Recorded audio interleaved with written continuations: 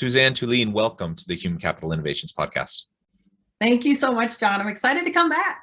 Yeah, it's great to have you back. The last time we had an opportunity to talk about a wide range of topics and subjects, and perhaps we'll revisit some of those things a little bit today. But today we're going to be focusing on personal brand leadership.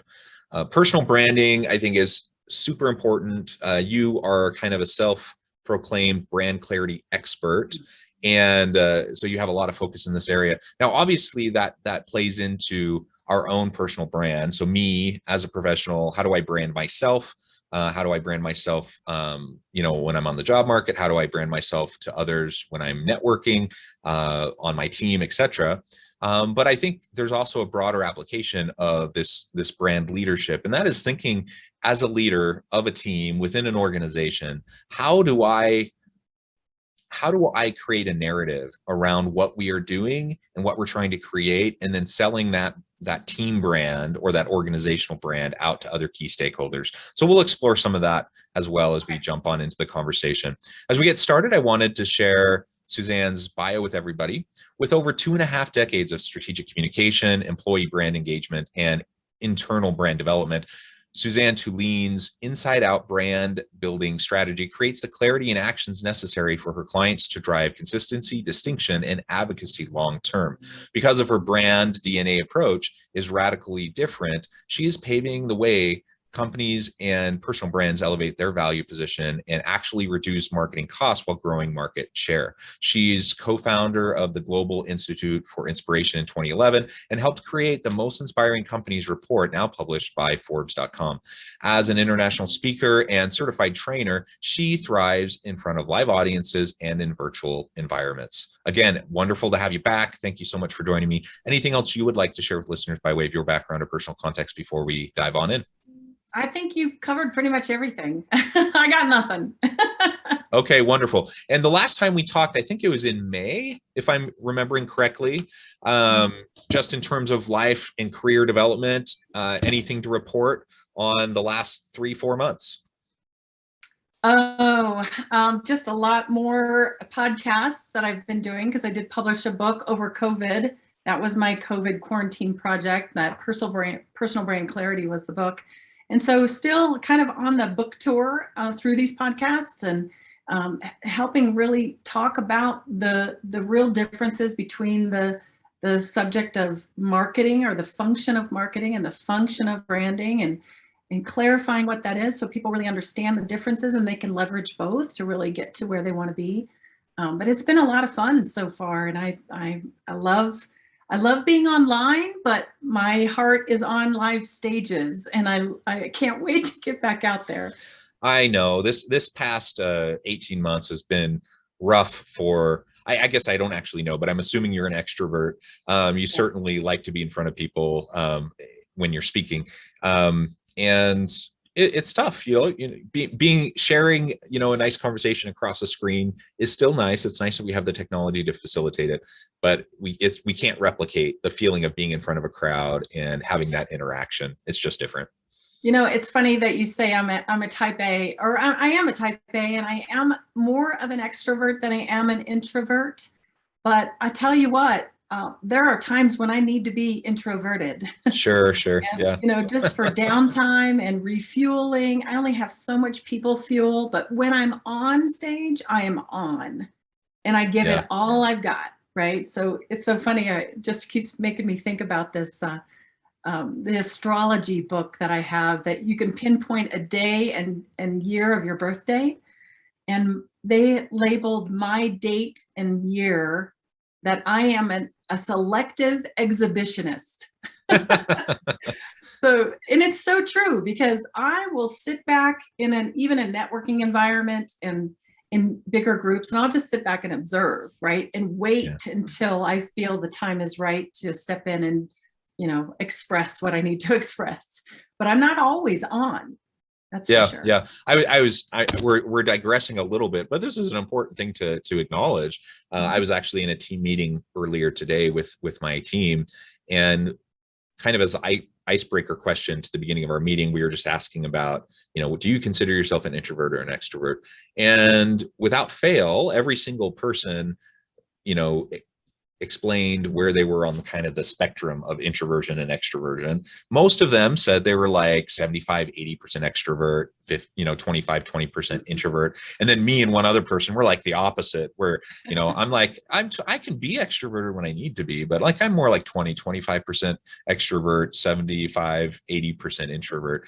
And anyways, we're all different. We all, in different situations, different contexts, we tend to react differently.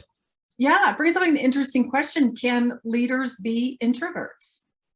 Are all leaders extroverts, right? Yeah, and that's a good question. There's actually a lot of research on this, that it's kind of the old stereotype that, to be that charismatic leader, you have to be an extrovert. But studies have shown that's not true. And there's a wide range of different approaches and styles that leaders take. And what matters more is that you have the ability to be adaptive and flexible depending on the situation you find yourself in. So there are times that, yes, a leader will have to show extrovert tendencies and have the ability to network and interact and influence and those sorts of things. But yeah, people are on a spectrum, and there's not a one size fits all to leadership, for sure. And I think that's an important thing to remember. And frankly, that connects back well to the whole personal branding message, I think, because, I portray a certain image. I do consulting work and things like this podcast, but I'm also a university professor. And so, around campus, for example, I'm kind of known in different pockets in different ways. And it's funny sometimes when I hear from people who they only know me on campus in a more extroverted kind of a way, and then all of a sudden they hear me talk about how I'm an introvert, or they observe me in a different context and they're like, that's so weird. And the reality is, yeah, I have a different role in different situations, and so I play to what's needed at the time. And I have to be able to, but I have to own that too. I have to be able to convey my own personal brand to those around me in a way that can foster trust and increase my ability to have impact and influence over others. And I have to be aware of like what other people expect, what other people are looking for. And that feeds into the narrative that I try to create around myself as a leader, or as, someone working collaboratively with people, either around campus or with other companies as a consultant, or whatever the case may be. That's a great segue into 3 key questions I always ask in the very beginning of my workshop, for my personal brand leadership workshop. And the first question is, how would you describe your unique leadership style? Like, what are the words you would use to bring about an understanding of your personality traits that you infuse into your delivery of leadership, right? That's a great one for people to really start thinking about, because a lot of them have never really fleshed that out. Like, what is my style? And in my program, it's called brand style, right? Your personal brand leadership style. And then the second one is, how would you answer the question, why should I follow you? Right? That's another great one. And then the final one is a little more fun, is, if your leadership brand had a tagline, what would it be? Knowing that a tagline is really just the WIFM statement, the what's in it for me if I were to follow you. Like, what is that? So, if you come up with something like that, it becomes almost like a little bit of a mantra for you as a leader. Yeah. Yeah, I really like those questions. That's a good way. If for anyone listening, if you haven't kind of thought about your own brand leadership in the past, if you haven't thought about how you portray yourself to others in the past, you just kind of go about your day, you go about your job, and you just kind of hope that you have the impact that you want to have.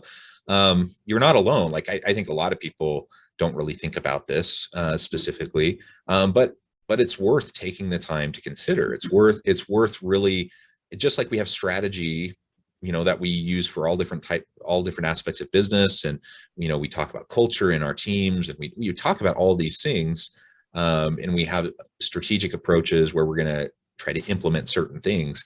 The same goes with our personal brand, our leadership brand, and how we convey ourselves to others, to key stakeholders. And I really like your question. As you were asking those questions, I was thinking about, how would I define my leadership style? And, I'm a big believer in servant leadership. I like the idea of kind of Zen leadership, and so, Zen servant leadership, I suppose, if I was forced to like put it into like a short little phrase, is probably how I would convey myself. But then the question is, would people know what I'm getting at if I describe myself that way? And it's not necessarily for you to describe yourself that way, but for you to show up that way. It's installed in how you deliver what you deliver through all the strategies and, the tactics that you want to get across to your teams. But, if you don't have this information really defined and you're not clear on it, then you become more of a reactive leader and not of a proactive, very thoughtful, compelling, authentic leader, because you're just reacting to these external things going on around you versus really bringing yourself out into the leadership that you want to create. Yeah, and that's a really, really important point. I think to be an effective leader, you have to build relationships of mutual accountability and trust. And for people to trust you, you have to be authentic and you have to be consistent. That doesn't mean you can't, obviously there are different audiences, there are different stakeholder groups that you have to be different with different groups at times and portray, you have to act certain ways within different contexts. Everyone gets that, but you have to drive authenticity in how you interact with your people over time. You have to be consistent, largely. Otherwise, people won't see you as credible. They will see you as what's the term? I mean, certainly wish-washy, reactive, I guess is what you said, that you're really just responding to the moment. I'm thinking of one leader in particular that I've worked with extensively, many good attributes, but kind of people consider him to be kind of a go after the low-hanging fruit, whatever's the most convenient. That undermines his ability to be effective in other areas, because that's his brand. Like over time, people just know him as, if it's advantageous in the moment, he'll do it. If it's not, he'll tell you one thing 1 minute, and then a day or a week later, he'll completely switch because no longer is it politically advantageous for him to do that or to support it. And it doesn't mean he's a bad guy. Many leaders do the same thing, but over time, that has become his brand, how he's known amongst his people, and that's problematic. Unpredictability is a big area where you cannot develop the trust. But then there is something to be said for, in terms of brand or assigning meaning. Remember, branding is all about assigning meaning. So if I am acting this way over and over and over again, and I am unpredictable, then that does become my brand. But it's hard for people to trust that because they don't know what's going to happen, right? So they're walking on eggshells, Yeah, exactly. People end up walking on eggshells, and the reality is, whether you like it or not, you have a personal brand. It's just like when I talk to people about culture, that all the time. Some people are like, company culture, it's an elusive thing. Does it really matter? Should we put time and energy into it? I'm like, well, yeah, you better, because a culture will emerge, and if you're not like thoughtful about it and strategic about it, and trying to put in place a positive, healthy culture, what will inevitably happen is a culture will emerge. It'll just be toxic and unhealthy. And the same thing, and the same thing happens with branding and with your personal leadership brand. You will have one will emerge. And the question is, are you helping to create the meaning and the narrative around how others perceive you, or are you just allowing it to kind of naturally happen without helping to shape it, right? And it's not about manipulating people's perception. It's just about being wide-eyed and understanding about how you interact with people consistently over time, it does create a message. It creates a story, and people will latch onto that. And once that story is created, it's hard to change. It's hard, for example, to change a company culture. Once it's established and ingrained and kind of embedded, it's hard. It's really hard to change it. Same thing with the way people perceive you and what your personal brand is. Once that's created, it's a hard thing to change. It takes way more effort after the fact to kind of shift it and rehone it than it would if you just from the beginning, you have your focus, you have your approach, you stay consistent, and over time you can really build a reputation, of someone, whatever the reputation is you want to build, I suppose, but a reputation of integrity, a reputation of reliability, that people can trust you, right? And I think that's what most leaders would want, so they can have more influence. Absolutely. It's all about being more conscious, strategic, and deliberate versus oblivious and just reactive in the moment. I mean, there is such a much of a deeper understanding from your teams as to who you are when you can deliver that in a conscious way and very strategic and deliberate. But when you talk about the culture thing, I always say, good news is you already have a brand. The bad news is you already have a brand. Right. And it's same with culture. The good news is you already have a culture. That's great. Awesome. But is the culture that you want? Because bad news is you have a culture. And what is it? And is it in alignment with the core values of the organization? And when you're a leader within an organization, you have to, hopefully, you've taken that position because you have a resonance and congruency with the core values of the organization, right? So you want to take the strategic initiatives that they've decided, higher level decided for you as a leader to push down or push around or install into the hearts and minds of your employees. And you have to own it. You have to believe in it. You have to own it, and you have to walk the talk and deliver on that particular initiative, or the brand promise is what I might say. But all of the things that you're talking about in terms of consistency, authenticity. Those are two of the three most powerful attributes of a successful personal brand leader, from the internal piece. And we talked a little bit about that in the first podcast, where that internal piece is all that inward thinking. You're able to control everything that you do and walk the talk and say, right? Versus how you actually go about infusing that in your deliverables as a leader is the external piece. But you cannot be consistent and you cannot be authentic unless you know what to be consistent and authentic to. And that's the branding piece. That's where I'm going to sit back and I'm going to brand myself by uncovering my core values, my brand style attributes, what makes me truly different. What are my standards of performance that I live by every day, right? All of these things. What's my mantra? What am I promising to deliver? And when we put all those pieces together, it really shapes a nice construct for me to then step into and install into my way of being every single day. It seems easy, but no, it's not easy. Yeah. It's simple, but it's not easy. Yeah. And I say that a lot. I think it's one of those kind of constant refrains that I say on this podcast is it's not rocket science, but it's hard to do because you have to be consistent. And then executing anything well consistently over time is tough, right? Because we're human beings and we're fallible and we just, our attention gets distracted and, so it's hard to do. And nothing you just said is rocket science, but it is challenging. So what would you say to anyone listening who's thinking, yeah, this all makes sense. Yes, I know I need to do better. I need to be more deliberate. I need to be proactive about kind of creating, my personal brand and leading out and helping to brand my team so that I can also help them, to be more impactful in the organization. What are some of those first steps that someone needs to do to start really leading out in their personal brand?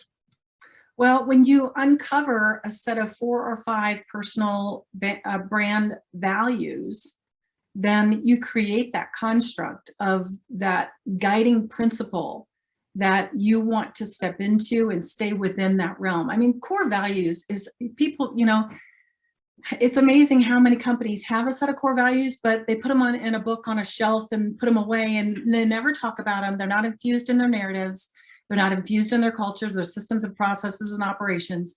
And they are so valuable to really make decisions based on what the set of core values are. That's how you create culture, right? That's how you create your own way of being. I mean, I can be inundated with a bunch of decisions that I have to make as a leader, but I'm going to pull out my core values and review how I've defined them. And is this a fit? Does it resonate with me? And how would I lead my team into this through the filters of this core value or core values, right? So core values are, I think they're understated in terms of the importance of them, because it really provides people something to hang their hats on, from you yourself as a leader, but to your team too. When you believe in this, you can instill this in them and they can all behave that way. And that's kind of your backbone for your reasoning to bring them along when you're enlisting. So the three external pieces versus those internal pieces,